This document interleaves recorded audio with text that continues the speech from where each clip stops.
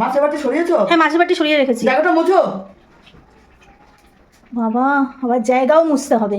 তো মাছের জায়গা পাঠিয়ে পাঠিয়ে তো সব চেক হবে। আরশোলা মারতে হবে, রান্নাঘরে যত টিকটিকি, তারপরে ইঁদুর সব মারতে হবে। মানে কি বলবো তোমাকে নিয়ে, আমি আর পারি না মা। পাশে পাশে আশপাশটা ঘোরাফেরা করছে, তাহলে মাছের মধ্যে ছোঁয়া লেগে তারপরে রান্না নিরামিষ আলমারিতে উঠে যাবে, সব উঠে যাবে। তাহলে ওগুলো কি করে? আর ওই হয়তো রান্না খাবার ঢেকে ঢেকে জায়গা মতন ঠিকঠাক রাখতে হয়। ওই মাছটাকে রান্না করে দিয়ে মাছখানে ফেলে রাখছো। তুমি একটা কাজ করবে, একটা কথা বলবো তোমাকে। কোনো কথা বলার দরকার নেই তোমার।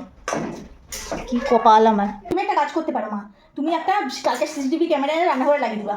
তোমার যত পোকামাকড় আছে, আরশোলা টিকটিকি ইঁদুর গিরগিটি যা থাকবে সব তো এখানে উঠে যাবে। সব তো আমিষ উঠলে সেটা নিরামিষ হয়ে, নিরামিষ উঠলে সেটা আমিষ হয়ে যাবে, ছোঁয়াছাড়ি লেগে যাবে। সিসিটিভি ক্যামেরায় রোজই দেখবা, আর দেখে কি করবা, সেই পোকামাকড়গুলো মেরে দেবা। সেগুলো আসলে নিরামিষ আমিষগুলো ধুয়ে আবার মোছামুছি করবা, ওটাই ভালো হবে। তুমি তো সারা রাত রান্না করে পাহারা দিতে পারবে না। বুদ্ধিটা কি খারাপ বললাম তোমাকে? বলো তো। দারুণ বুদ্ধি। ভালো দিয়েছি কিনা বলো তুমি? ভালো কথা বললাম। আমি আজকে পোড়ামাতলায় গিয়ে একটা সিসিটিভি ক্যামেরা কিনে আনবো তোমার জন্য। এই যে জায়গাও মুছলাম, এই যে তোমার আরশোলা, এই যে আরশোলাও ফেললাম। দেখো ধরতে পারছি না, যেটা করে নিয়ে ফেললাম, সব ফেলে দিলাম। শান্তি হয়েছে তো এবার তোমার? হয়েছে।